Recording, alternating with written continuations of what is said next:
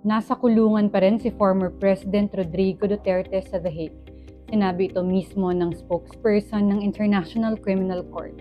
That's after they were forced to basically respond to local reports quoting Vice President Sara Duterte na parang naghihint na may nangyari sa tatay niya. Sabi ng spokesperson, hindi naman daw sila maglalabas ng tao mula sa kulungan nang walang pasabi. As you can imagine, sabi nga nila. Dito pa lang masisense mo na ibang-iba talaga yung mundo natin dito sa Pilipinas kaysa sa mundo nila sa The Hague. Dito parang laging wala tayong tiwala sa mga otoridad. Well, it's not the first time that the Duterte camp made this claim.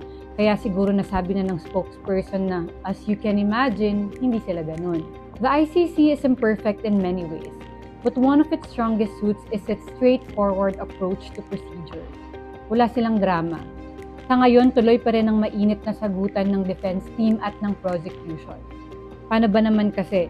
Matapos mag-file ang defense team na Duterte ng interim release noong June 12, bigla nilang sinasabi sa korte ngayon na sana wag munang desisyonan kasi may mga pag-uusap pa daw na hindi pa nila naaayos. Usually, within 30 days na dedesisyonan na ang interim release request. Pero sabi ng prosecution, sino bang may kasalanan na hindi sila handa sa ginawa nilang request? Sabi ng ICC Pretrial Chamber, wala sa rules ng korte yung ginawang request ng defense na isuspend muna sana yung pagdedesisyon.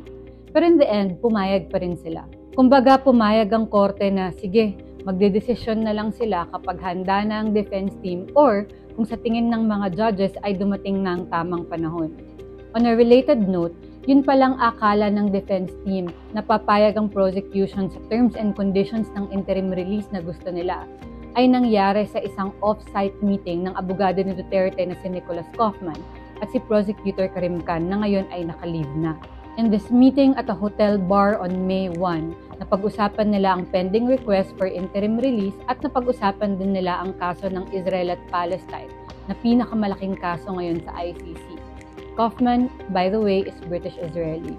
By all indications, mukhang tuloy pa rin naman ang September 23 confirmation of charges hearing ni Duterte, unless may inaasahang hindi mangyari.